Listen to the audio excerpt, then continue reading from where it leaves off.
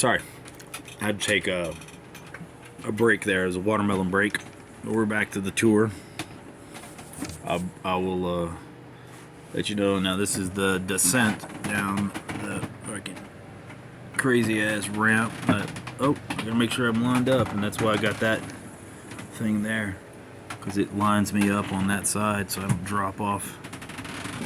And then once you climb on it, you get on, you go woo down that motherfucker.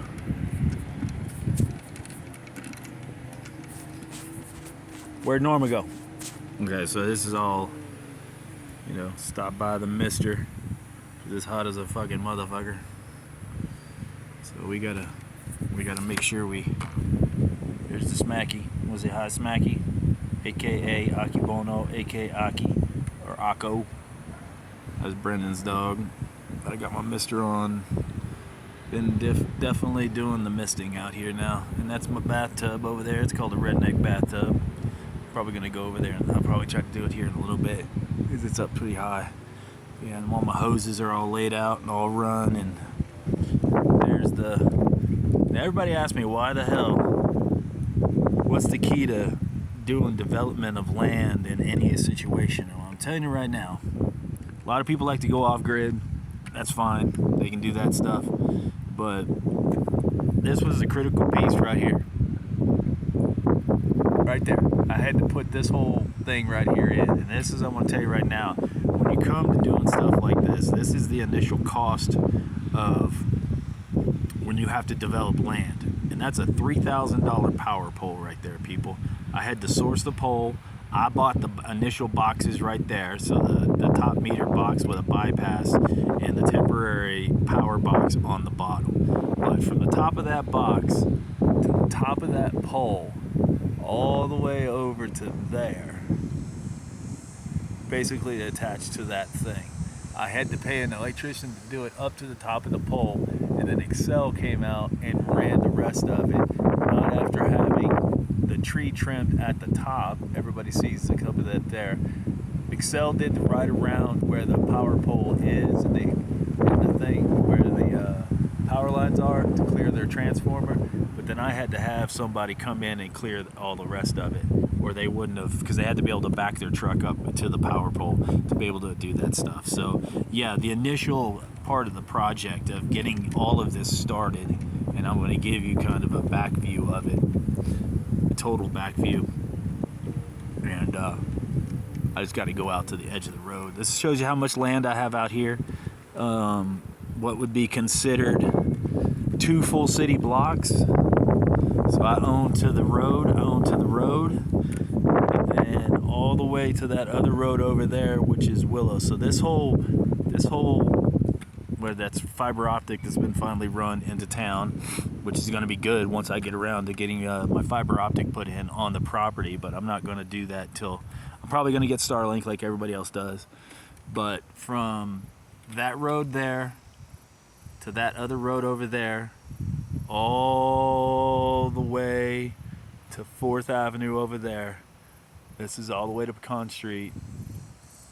I own all that land. And now that's, a lot of people think I'm fucking, why buy so much land? Well, that's where the Brendan Blaze Memorial Skate Park is probably going to get put in. Because the number one thing about getting a skate park built in these rural towns, and they do have money available for them, go through Skate Parks of Austin. There's a company called SPA that you can get money from, source money for. But we also own all of this land over here, and yes, the post office would sit on a part of what the eminent domain, a quarter part of my parents' property a long time ago when they bought it. So the post office is actually sitting on my land, and or our land, if you will. But I have elderly parents, so I'm gonna consider it mine, because somebody's gonna have to take care of it when people fucking die. And people don't understand how this shit fucking happens, man. You have inheritances that happen, and you know, it is what it is. So basically, you saw when we came up with the minivan. So I own this is Pecan Street, so I own a whole street. So this is one side of the street. This is Pecan Street right here. That's one side. That's 209 Pecan. And then this is over on this side. That would be 210 4th Avenue. My mom's house way back there in the back, which we'll get to. It's an old house built in I actually want to give a shout out to a special group of individuals that maybe it will come up, maybe it won't, but there's an organization out of Texas called the Texas Rant Project. And okay, so now you see I got a couple of animal cages here because I do have to deal with an animal problem that I'll get to in later episodes, but it will come. And it goes to Smacky. He's the best trained dog around here. He knows when to get beat lost because he sees me heading towards the ramp of no return. So this was built by the Texas Rant Project. It's a group out of Texas that's got chapters all over Texas that builds ramps for handicapped and disabled people like myself, because I suffer from MS. I was diagnosed with MS in 2016, and I've been in a wheelchair pretty much ever since. I mean, 2018 I struggled. I was given a wheelchair.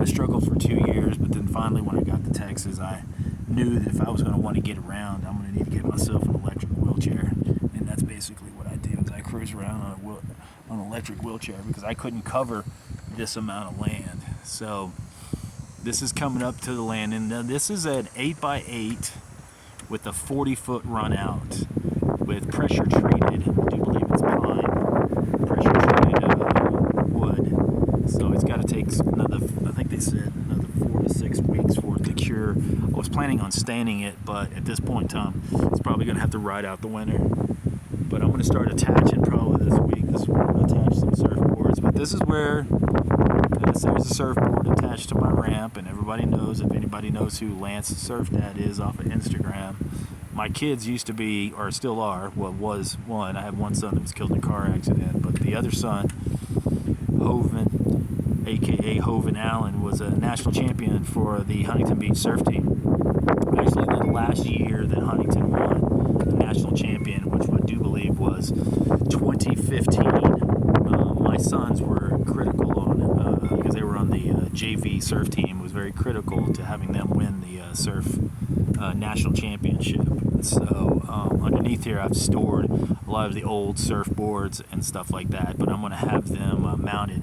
This one here was the first one that was mounted, and this is another thing. This is a Brad Gerlach T. Patterson. I think it's a T. Patterson. I can't believe. But back in the day, Brad Gerlach surfed pro for Patterson surfboards. I think T. Patterson surfboards, and so this is one of his old pro models, and it's been in my garage for so long and whatever that I basically drove a screwdriver through that son of a bitch, and I've mounted it to this side of the thing, side of the rail, and of course got solar lights and stuff. But you come to the top of the landing, and this is an 8x8 patio up here, an 8x8 landing that was built by Texas Rant Project. There again, another shout out to the Texas Rant Project guys, especially Dal and his crew out of Perryton, Texas. But this is the point where everybody's going to have to stop, and I'm not going to open up this door, but inside this door is my laundry room, and then just aside of that is a bunch of baby gates. Now those baby gates protect me from not only one vicious dog, but there are 7 in there. There are 7 vicious dogs in there with my father, who's about 81 or 80, about to turn 81. And I'm going to be honest. Actually, it's probably a good time to, I'm going to turn it off and switch around and